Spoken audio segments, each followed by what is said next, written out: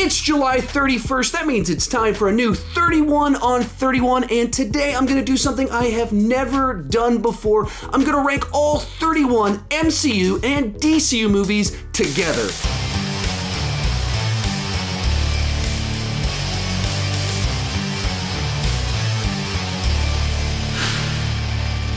Hi, my name is Sean, and I love to talk about movies way too much. With that in mind, go ahead and join me down below in the comment section. Share your ranking of all 31 MCU and DCEU movies together. My list isn't the right list, it's just my list, and I would love to see yours. With that in mind, the crew over at the AutopStream graciously invited me to join them for this month's 31 on 31, which I'm very excited about, obviously, because I love comic book movies in both of these franchises. But what that means is we've got 5 of us actually doing this ranking today. You got Cody Leach, Bryan Lomax, CP, as well as Durbin of Durbania. After you watch my video, be sure to go check theirs out. The links are down below in the description. One more thing before we get started. People ask me all the time where I get my posters and my Funkos. I got a link down below in the description that'll show you full list of my posters, full list of my Funkos, and where you can pick those up.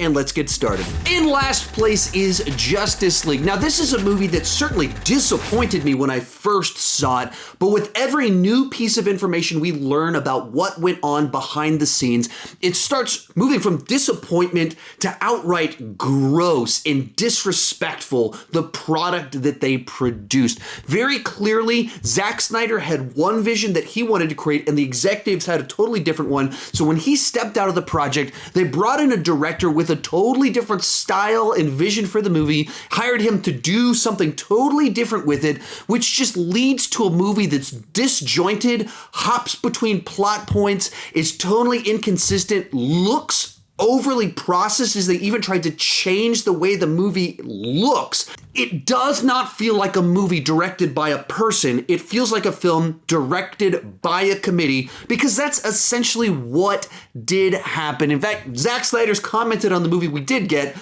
and his words haven't been particularly friendly. I would destroy the movie. I would set it on fire before I would use a single frame that I did not photograph. Anything you see in this movie that reminds you of the other theatrical release, that was a thing I had done, and now it's being borrowed for whatever the Frankenstein's monster there.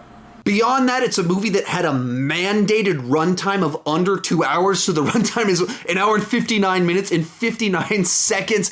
Put all that together, and you just have a very cynical product out of what should be a love letter to the fans. For all those reasons, I'm very excited to see the Snyder Cut next year. I'm sure it actually will be a deeply flawed film in its own ways, but at least it will be an individual's vision for these characters and the story, and not a bunch of men in a boardroom who've never read a comic book just trying to guess what will sell the most tickets. Bringing us into the top 30 is Suicide Squad, another victim of that era of the WB. Supposedly, David Ayer only had about 6 weeks to write the script for it. He made the movie he wanted to make. They just didn't like that movie. So then they brought in the team that did the trailers for the film, reshot a bunch of it, redid the ending, threw out a bunch of his footage and his plot lines, reshuffled the entire storyline, used pop music and classic rock hits as character development for each of the members of the Suicide Squad, and released that as a film. Ever since the Snyder Cut has officially been released, David Ayer's been very vocal on Twitter about scenes, plot lines that were dramatically changed. Maybe someday we'll get an Ayer Cut, and once again, I think it will be a much better film as it will represent someone's actual creative vision. But once again, it's a film that I'm sure will always be a deeply flawed film because WB was just not running things very well at that point in time. Overall, this is a movie that I actually really like the characters and the cast, but the story itself is just disjointed, messy, and frustrating, and does not lead to much of any payoff. Next up is Thor: The Dark World, the most bland and forgettable film in the entire MCU.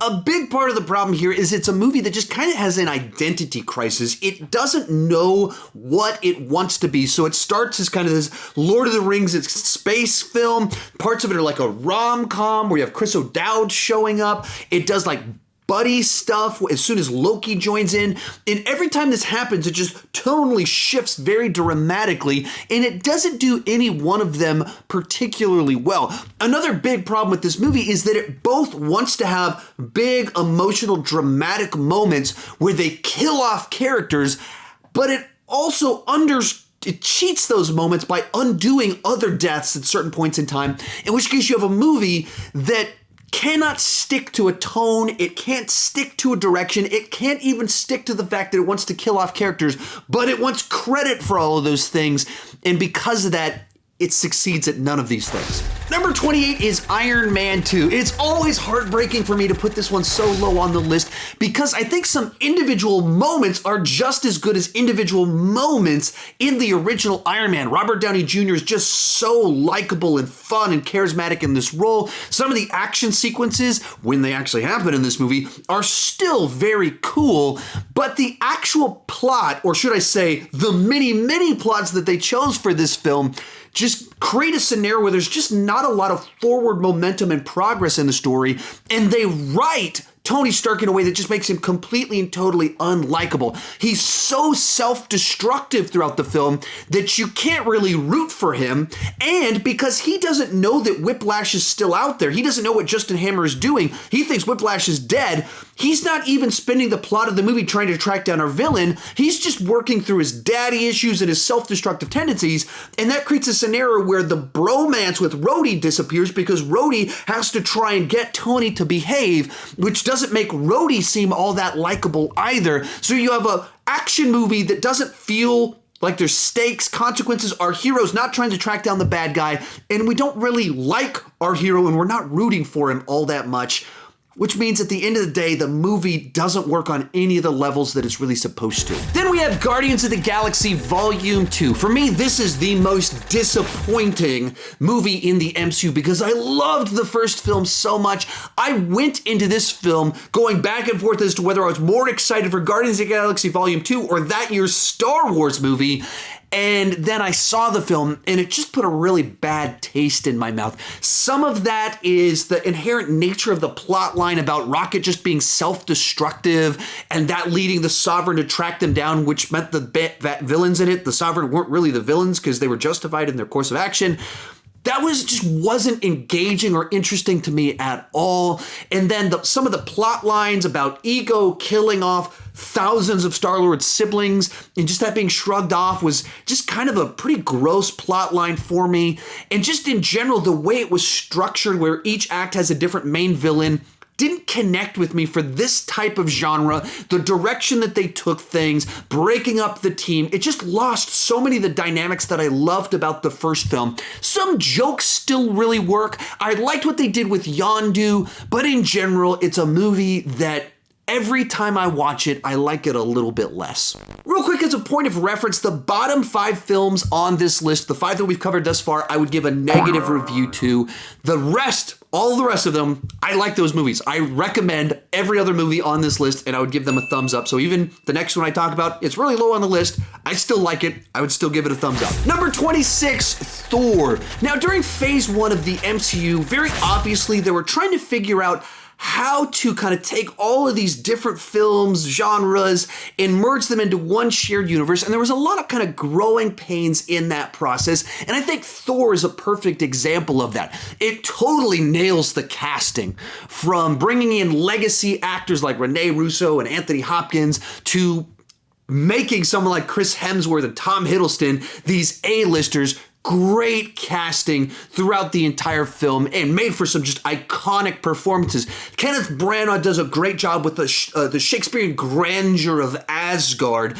And even like this fish out of water comedy, it works for me. It makes me laugh. The flow of the movie overall, pretty clunky though. Naturally, pretty obviously, when you go from Shakespeare in space to fish out of water comedy, there's a transition there, but even the nature of it, the movie just clunkily transitions there. And then when we go into the third act, they know they have to have a big showdown, but the movie itself doesn't set up really a physical demanding threat well enough. And so it just feels like they have to really quickly set up a final battle. And so the third act it ends on a whimper considering the size of the types of characters that we're talking about. Next up is The Incredible Hulk. Now, this is a movie that I think works well on its own terms, much better than it works as an MCU film. This one was actually made kind of by a different studio than all the rest of them were, so there's a different tone to it. It doesn't have the humor that you expect from an MCU film. It very much takes inspiration from the old Incredible Hulk television show, and of course, to state the obvious, Edward Norton plays Bruce Banner in it. Very few characters in this film or plot lines are continued elsewhere other than really Thunderbolt Ross making a return in Phase 3. And so it just kind of feels like the black sheep of the MCU. But just as a film in and of itself, I don't understand the hate that it gets at all. Each of the Hulk sequences are a little bit different. One's kind of a horror sequence, one of them's like a daylight battle with an army, and then the final one is a big gigantic showdown with another hulking monster creature.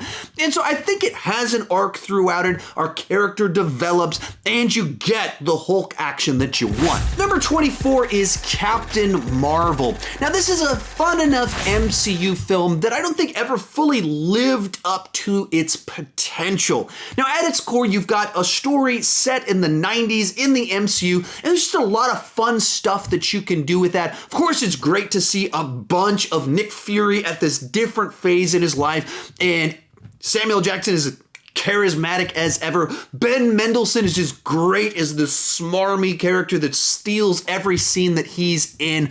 But when it comes to the actual plot, the movie doesn't seem to understand the implications of its own plotline. Like, the genocide of the Skrull should be this horrific thing, but when it's revealed to us that they're actually the victims and not the villains, the way it plays out is they're just kind of joking around. They don't really care that all their friends have died, and so you never feel the weight of it. That's the other big problem here, is that the character of Captain Marvel is written in a way that makes her always feel like she's at arm's length from the audience. She has memory issues, so she doesn't fully know who she is, while not doing a lot of things that warm her up to the audience. When she's the star of the movie, that's kind of a problem. I mean, her whole character arc is just remembering that she's super duper duper powerful and who she is, and in this context, it just didn't win me over the way it should. Next up is Spider-Man Far From Home. Now, this is a movie that I really enjoyed in the theater because it has a lot of really funny jokes inside of it. It does have a well-intentioned plot line that does have a lot of heart, but even the first time I watched the movie, the Edith plotline never sat quite right with me. And then the more I thought about it, the more I read comments and kind of analysis of the film, the central plotline of the film involving Tony Stark building this gigantic shield to protect the Earth and handing it to a high schooler without instructions just doesn't make a lot of sense, and particularly because Peter Parker was dead at the point in time he would have programmed it. In which case, the central premise of the film is deeply, deeply flawed. So, Jake Gyllenhaal's performance, great. Mysterio action sequences, the dream stuff, awesome. Bunch of the jokes land. Emotional sequences work. But the through line to it, really not as strong as it needed to be. Then we have Avengers Age of Ultron. This is a movie that has individual moments that are just as exciting as the first Avengers. It has jokes that are just as funny as that film. It does a nice job of kind of diving into some of the characters that didn't get as much time in the first film, so we actually get to see Hawkeye's family a little bit. And the spectacle in it, once again, holds up to the original. And there's some iconic, classic scenes here where they're trying to pick up the hammer. But I've said this many times before, this to me is the most confusing film in the MCU. There's always this balance when you're doing storytelling of how much information do you give the audience and how much do you assume that they know things. And this movie errs in the side of not giving the audience enough information. So things happen that you could be interpreted multiple different ways, and they're not explained until scenes later.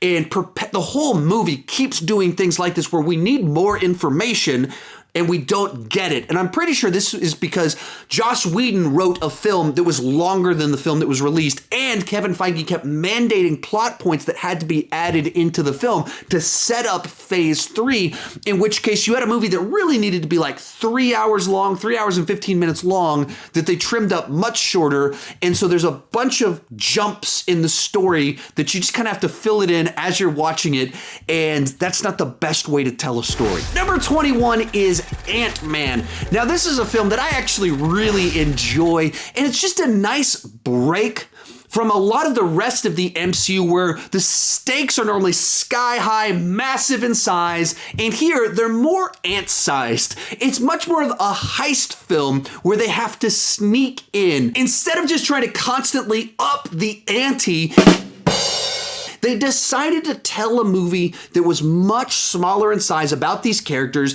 and because of that, they put a lot more jokes into it and more of kind of a comedy. They wisely brought in someone like Michael Douglas to kind of give a little bit more gravitas to the film, and I thought that worked really well. The thing that holds this one back a little bit for me is that it very much retreads the plotline of the first Ant-Man movie. While that one might not be a heist film, at the central plot line with technology, a villain with the same powers, that's a businessman that wants to exploit the technology, it's the same exact plot line, and so it just feels a little bit too familiar. Kicking off our top 20 is Iron Man 3. This is another movie that works better on its own terms as opposed to as an MCU film. If you just watch this movie as a Shane Black superhero film, he's great at writing dialogue for Robert Downey Jr. Robert Downey Jr. is just running at 100%, just knocking it out of the park. He has a great rapport with the kid in the movie, and he doesn't back down. He's still true to his sarcasm and snarkiness, even when talking to a kid. There's some great action sequences here, one of the standouts being the plane rescue, as well as in the third act of the film where all the Iron Man suits show up.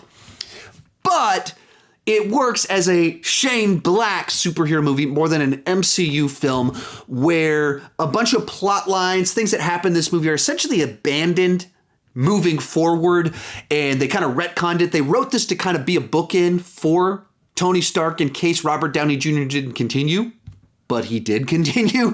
And so certain things that happen just they don't feel like they really matter because where the MCU went afterwards. Likewise, the plot twist in this movie involving Trevor the Mandarin, it's a lot more clever than it is satisfying. You went, oh, okay, you tricked me, you got me.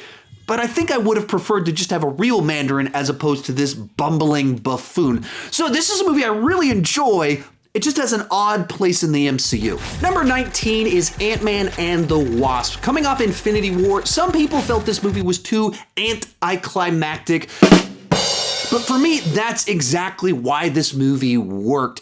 It's just unassuming, lighthearted fun right after a movie that was very heavy on drama, action, scale, scope, and size. And then we just get this simple MacGuffin story as a follow-up to it. And I love that. It's all about these three factions trying to get a briefcase. All of it played for fun, for laughs. And that's exactly what I wanted and needed after Infinity War. It's not trying to hit a home run. It's not even trying to hit a triple, but it is a nice solid double of entertainment that's quite pleasant. Next up is Batman v Superman Dawn of Justice, the Ultimate Cut. Now, since it's been on home video, I've only watched the Ultimate Edition, and so that's the one I decided to include in this list. And this is one of the films for me that's hardest to place on this list because there's so many things about this movie that I absolutely loved, and I loved the ambition of it. So many elements, whether the dialogue, the way that they filmed Batman in action, that really worked for me. And then other parts to it are that just unbelievably convoluted, complex, and instead of just having someone go from A to B, they go through the whole alphabet just to get there. And there's so many things about it that it's just, I'm so conflicted on it. At the core, it feels like a movie where they set out originally just to make a Man of Steel 2 that dealt with the consequences of Superman appearing on the Earth and all the different ways that he would be interpreted, and therefore Lex Luthor steps into the picture. And then it seemed like they went, we got to play catch up, so let's put Batman in it. And so suddenly you have this second element in it that made it more complex, but you could see where those two could run parallel, where you have both Lex Luthor and Bruce Wayne as these people that feel intimidated by the alien that's shown up. Then some executive went, let's also make it a Justice League setup movie, adding in a few more layers into it. And by the end of it, there's just too many plot lines, making it too convoluted, that weighs it down and stops it from being as good as I think it could have been if they just cleared out a bunch of the clutter. Number 17 is Doctor Strange, a very enjoyable MCU film, but definitely one where you can feel them taking the Doctor Strange mythology and just squishing it through the Marvel origin story template. At its core, once again, you have another MCU film with a great cast. Benedict Cumberbatch is just great as this condescending doctor that's so confident that turns into this hero after losing everything and becomes kind of obviously the Sorcerer Supreme. Along those same lines, I love the visual style in this movie. It's obviously CGI heavy, but it's artistic CGI. It's not just monsters, creatures, explosions. It's like meshing Inception with Marvel plus Escher paintings all into one as action sequences, and it's interesting and creative. I wish they'd been that interesting and creative with the actual plot itself, which just plays like an origin story, and then it's like, oh, generic villain shows up in the last third of the movie so we can have a big gigantic showdown. That limits the potential of the movie, but I'm very excited to see what they do with the sequel. Number 16 is Aquaman. Now, this is a movie that knows how goofy the character of Aquaman is and just fully embraces the camp of it, while also delivering some very cool action that's shot in a way where the camera's pulled back. You can see everything that's happening with long takes. And along the same lines, it adds in a bunch of kind of Shakespearean drama about royalty and half-brothers and battles for thrones. And at the same time, we also get a little bit of Indiana Jones globe-trotting, looking for different relics along the way. Seems like everyone here is having an absolute blast as they were making the film. Not every joke lands. Because it came out after Black Panther, the plotline feels a little bit derivative. I fully understand that it comes from the comics, but in regards to when the movie came out, there was a movie that had similar plot lines earlier in that same year. And just in general, it certainly can be a little bit corny when you keep having Jason Momoa standing up and then a guitar goes wow, wow, and stuff like that. But I have an absolute blast with this film. Bringing us into the top half of this list is Captain America: The First Avenger. This movie has a whole bunch of just fantastic sequences, characters, and elements that I love. Right off the bat, I love Alan Silvestri's score for this film. The production design here just does a great job of giving it this cool looking world that's like inspired by Max Fleischer cartoons from the 1930s and 40s. Add to that, I love Steve Rogers' origin story. That first hour is some of my favorite stuff in the entire MCU, as you have this person with a broken body, but a strong spirit that wants to do the right thing. And I just find that so compelling and different from so many of the superheroes that we get out there. But for me, the movie slows to a crawl whenever it cuts to the Red Skull, and he just feels a little bit too one note to me, and his scheme isn't particularly interesting. Likewise, the movie montages through World War II. It just feels like a movie that had 2 movies worth of stuff to tell, that it had to get us to Captain America in the present day to set up the Avengers, and that undercut a bit of the potential of what they could have done with Captain America during this time period, even though origin story and so much of the way it was directed and put together is just great. Number 14 is Shazam. This is a movie I really didn't know what to make of when they first announced it and how it would fit inside of this Snyder DC universe. And then I went to go see the film and it was just delightful. And of all the movies on this list, one of the ones that kind of has the most heart to it. At its core, you have a story about family. And what at the beginning of the movie where I thought his adopted family probably would be kind of the stuff that slowed the movie down, it became some of the most emotional and interesting stuff in it because they really developed the characters and the dynamic between each of them where you cared about what was happening at the house as much as what was happening when he was punching bad guys and demons in the face.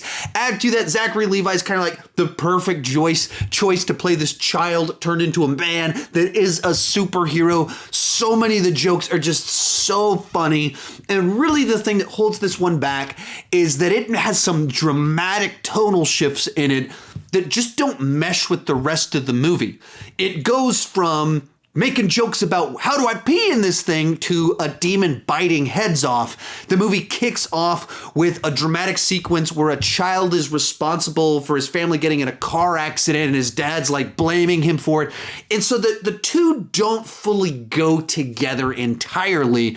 And that holds it back from a movie that really does deliver on so much of what the trailer promised. Number 13 is Black Panther, one of the most mature films in the MCU that manages to both have spectacle, great action, as well as kind of tackling some issues through storytelling. A big part of the reason that this movie is rather compelling is that it finds a way that for on our A story, the action side to it, our hero is able to defeat the villain at the end, but on that B level, the character level, the messaging of the film, the villain actually wins that battle by transforming our hero to change the kingdom to do a better job in the world. We of course want our villain to lose on the A story about his plan to, commit genocide and things like that, but we also wanted him to win on the level of getting Wakanda to think differently about how they related to the rest of the world.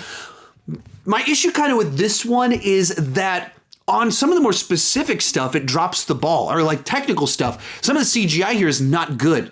It's a big spectacle action movie that gives us a big spectacle finale, and it's some of the least interesting stuff in the movie with some bad CGI and just bad choreographed sequences that aren't very interesting. And giving like Black Panther powers, like if you hit him, he absorbs it and becomes more powerful.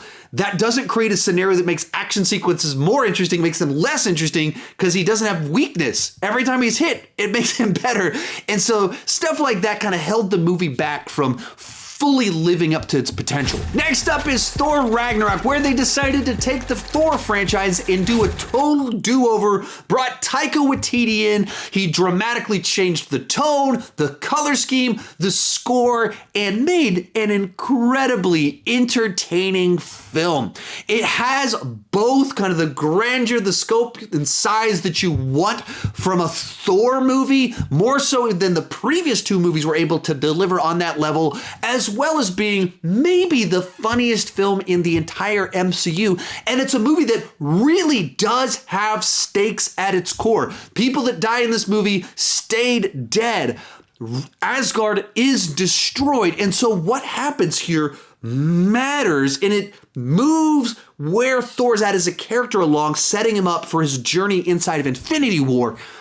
Problem here is a few too many times Taika Waititi couldn't hold on the brake, couldn't slam on the brakes for the jokes. And so we undercut dramatic sequences by throwing a joke in there. And then at other points in times, he missed the dramatic importance of a moment, especially when the Warriors 3 dies. Like, it needed to pause and breathe and let us feel that. Instead, he just moves on, cracks a joke. And so I wish he could have had just a little bit more restraint and cared a little bit more about the dramatic moments. And once again, this one could have shot up the list a little bit. That brings us to number 11, SpiderMan Homecoming. For me, this is one of the more rewatchable films on this entire list because it's just such a fun and charming high school movie. You get to see the most high schooly, the most teenage Peter Parker that we've ever seen on screen, where he's going to class, having girl trouble in a way that feels like what it would be like for a superhero to be a high schooler at the same time. Add into the mix, you got Tony Stark as kind of this mentor figure to him that just adds for some nice dynamics for the Tony Stark character. I love Michael Keaton as the Vulture, as kind of this villain that is just trying to take care of his family. He's not trying to blow up the city. He doesn't really want to kill anybody. He just feels like he's been cheated and he wants to make money. And that's just an interesting change of pace for this franchise with so many true psychopath villains in it. In general, I don't have any big criticisms of this film. You know, I wish Spider-Man wasn't so Tony Stark tech-centric, and there's a couple other little quips like that that I have issues with. Just in general, it's a movie that's trying to just be solid entertainment, and it delivers on that front. Bringing us into the top 10 is Birds of Prey and the very long title involving Harley Quinn. I am as shocked as anyone that this movie cracked my top 10 on this list. When they announced it, I thought it was a bad idea. When they described it as a Birds of Prey movie starring Harley Quinn, that didn't make any sense to me. I really did not like the first images that they put out for this film, and it just looked like something that belonged on the CW. The first are all of the trailers. None of the trailers did it for me. I didn't understand the tone that they were going for, but the one glimmer of hope in the trailers was the action looked like it was going to be very cool. And then I went to go see the movie, and it actually won me over. Like, they just found a way to tell this weird tale from the perspective of Harley Quinn, and therefore the storytelling almost has like this Guy Ritchie vibe to it. Even the setting, the vibe of it, feels like something Guy Ritchie has done before. It's non-linear, it's hyperactive, elements are exaggerated, most of the jokes landed for me, and then the action to it, what I loved is that it's a movie that has very small stakes action choreographed really well. It's real practical stunt work. They brought in the guys that did the John Wick team to work on some of these action sequences. They look very cool. They're staged well. They're shot phenomenally. And even some of you can see behind the scenes footage where Margot Robbie really went in and did a bunch of this stuff. 3, 2, 1, action.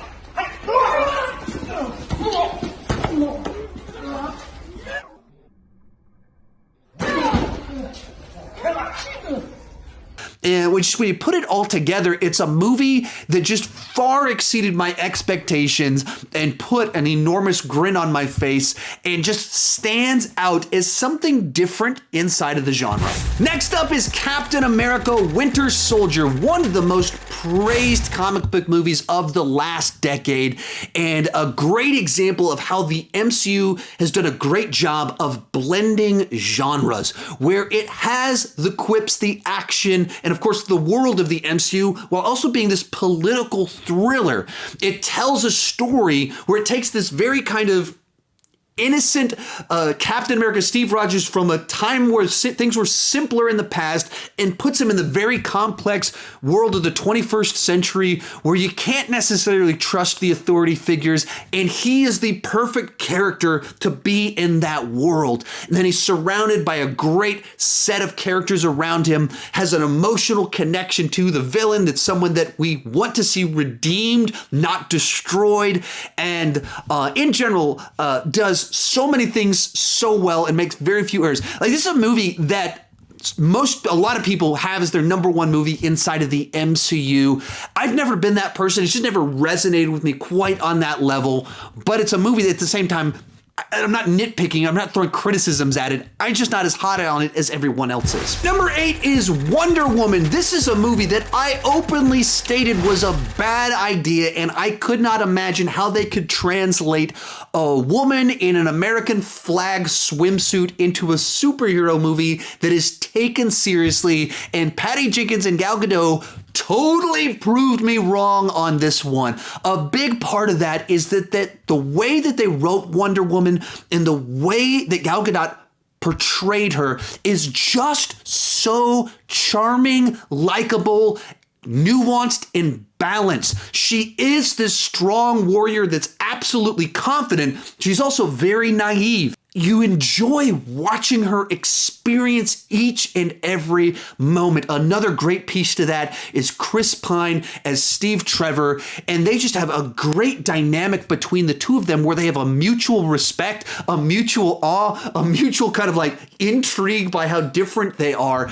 Adding to it is a whole bunch of very cool, well choreographed action here. I've heard rumor speculation that Zack Snyder did a bunch of this stuff. It looks like Zack Snyder slow-mo action, and I love that stuff, and there's plenty of it in this film. Doesn't quite land in the third act. It gets a little bit too talky, and it starts saying its message as opposed to living it out, and it just gets too kind of loud, noisy CGI. It's not quite as good as what we got before, but does so many things so much better than I imagined it ever could. Number 7 is Guardians of the Galaxy, one of the most pleasant surprises that I have ever had in the theater. When they first announced this movie, I didn't really know who the Guardians of the Galaxy were. Who? I thought that Kevin Feige kind of lost his mind to announce this as one of the follow-ups to the Avengers, and even the casting for it, they weren't really getting A-listers, and there's a wrestler, and there's this side character from Parks and Rec, and then I went to the theater, and I fell in love with this set of characters. Some of that is that just all of the casting is so good. It is so well written. The dynamic, the banter, all of it works.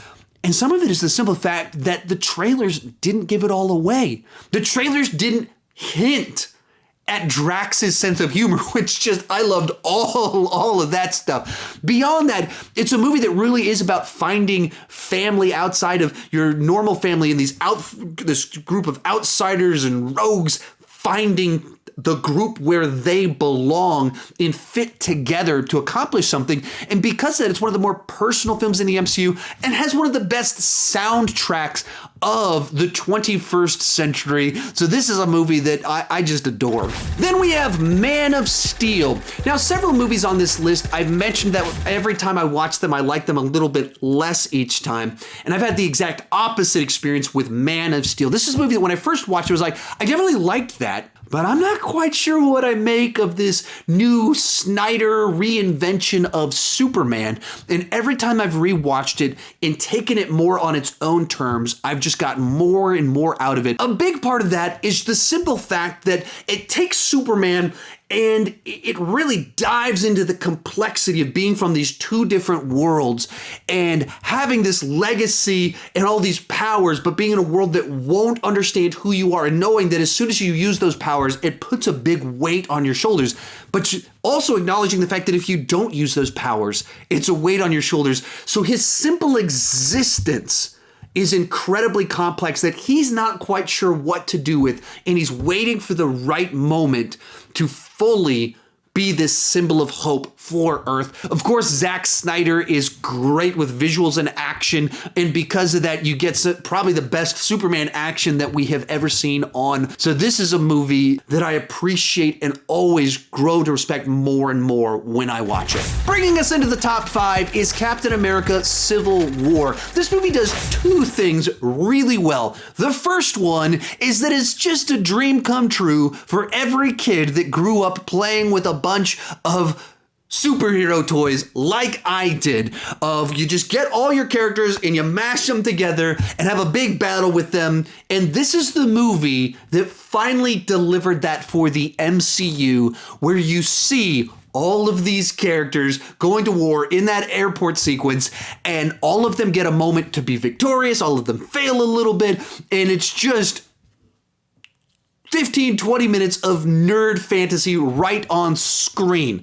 But add to that, the other thing it does so well is being a natural extension of everything that's come before inside of the MCU, in primarily the differing worldviews of Tony Stark and Captain America, where you have Steve Rogers, the guy coming from the 1940s, moves into this complex world where he's now seeing the corruption of government, and he does not trust these authority figures. But then you have Tony Stark, He was a deeply flawed man who, through his own recklessness and impulsiveness, has caused great damage. And therefore, he, as part of his journey, is feeling he needs to be restrained a little bit because he's failed so horribly, specifically in Age of Ultron, in which case you have a very reasonable explanation for why these two would come to a head and in conflict, and they keep adding little layers to it through the reveals that happen throughout the story,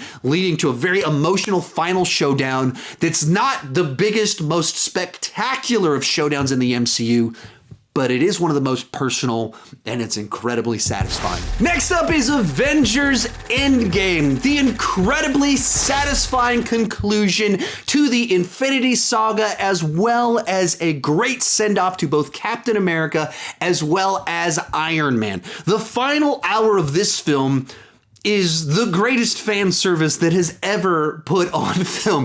What they were able to do and get away with and make it just so unbelievably satisfying in that last hour is an incredible achievement in and of itself. Of course, the portal sequence as everyone reappears in a way that feels totally earned. The movie itself explains why this would happen, but it does a little bit of sleight of hand, draws our attention to other things so we're not thinking about the fact that all those people have been restored. And so when they appear, it's just such a fantastic moment, as well as being a nerd fantasy as the entire lineup of the MCU walks through portals and goes to war. But a couple things kind of hold it back for me. The Thor plotline, the big Thorbowski, it's played a little bit too much for laughs and too much like an SNL parody of Thor rather than a serious exploration of PTSD and depression. And then the other one is it is very light on action for the first 2 hours. But otherwise, I mean, what they were able to achieve with this movie is a phenomenal thing, and one of these movies that people will be remembering, talking about, and showing to their children for decades. Real quick before I give you my top 3, remember that the crew over at the AutopStream graciously invited me to join them for this month's 31 on 31. So we got 4 other rankings of all of these movies you can check out today. Get some other perspectives. You got Cody Leach, Bryan Lomax, CP, as well as Durbin of Durbania. Links for that are down below in the description. Also, if you're wondering about my posters, my Funkos, I also have links for that down below in the description. In third place is Iron Man. The movie that kicked off the MCU remains one of the best in the franchise, and it's a movie that actually was improved upon because Endgame does such a great job of bookending Tony's arc and pays off once again. So many things set up in that film, in particular the dialogue in the cave about the sacrifices and wanting what happens there to matter. And the full fulfillment of that happens with Tony Stark's sacrifice that saves the galaxy in Endgame. Thank you for saving me. Don't waste it. Don't waste your life. I shouldn't be alive. Unless it was for a reason. I'm not crazy, Pepper. I just finally know what I have to do. And I am Iron Man. In such a potent and powerful way. But just beyond that, it's a movie that just right out of the gate figured out the tone and these characters so well, with some of the most inspired casting when it comes to Robert Downey Jr. as Tony Stark, that's become one of the most beloved actors and characters of the 21st century. He's so good in the role that he makes everyone better because he just has chemistry with everyone. It plays off them so well that makes them more likable. The action is well done. It's paced wonderfully. And because it doesn't have the weight of the whole MCU on its shoulders, it's able to tell this great story about a character and his journey in a way that's much more focused than much of the rest of the MCU, and so still one of my favorites of this franchise. Our runner-up is The Avengers, a movie that I wasn't actually convinced it would work when I went into the theater. I wasn't fully buying into the trailers that they'd put out, and I wasn't sure how they would be able to take all of these different tones and characters, and some of them are grounded, some of them are space aliens, and put them together in one movie, and Joss Whedon absolutely pulled it off. To this day, I think that this is the movie in the MCU with the best banter between our Avengers, the best quipping between all of them. And some of that's just, there's something magical about the first time you do something and the first time you see characters come together. Other elements to why this movie works is just because it was that first time with an Avengers movie, you could have a more straightforward plot line where it is that journey of how do you get all these weird people to come together and work together to overcome our big gigantic CGI army. Another thing that just works about this movie is that last 30 minutes is just so much fun that we finally, after years and years of comic book movies, got a team up movie where they get to just throw down on a big gigantic CGI army and destroy them. All of our Avengers get a moment. We get sacrifices. We get smashing, arrows, explosions. It's all done so well, and it's so fun, and it doesn't need to add extra drama and stakes into it. You can do the straightforward version in this movie, and it delivers a film and a climax that just puts a huge grin on my face. But coming in at number 1 for me is Avengers Infinity War. The movie for me that just takes everything that I love about the MCU and all these characters that I love and mashes them together in a film that absolutely works for me. Other big reason this movie works is just Thanos is so developed and built out throughout this film to where we get a backstory. We understand that he doesn't really want to kill people. He wants to save people, and his plan to do that is by wiping out half the population. In this weird, compelling way, we see the brokenness in him, the pain he experiences on his journey to accomplish something evil, but where he perceives of himself as the hero of his own story. Of course, the other great thing here is that we get to see all these heroes interacting with one another. It's just fun to watch Tony Stark and Doctor Strange going back and forth. And once again, of course, massive, epic comic book movie battles. That's what makes this movie awesome to me. And it just delivers everything that I love about the MCU and these shared universes in general. So between all of our MCU and all of our DCU, the movie that comes in at number 1 is Infinity War. Remember, my list isn't the right list, it's just my list, and I would love to see yours down below in the comment section. Also, remember, I joined in with 4 other YouTubers to do this list. You got Cody Leach, Durbania, CP, as well as Bryan Lomax. Their links are down below in the description, and some of them are right around here with me. Be sure to check out theirs and share yours down below, and keep talking movies too much.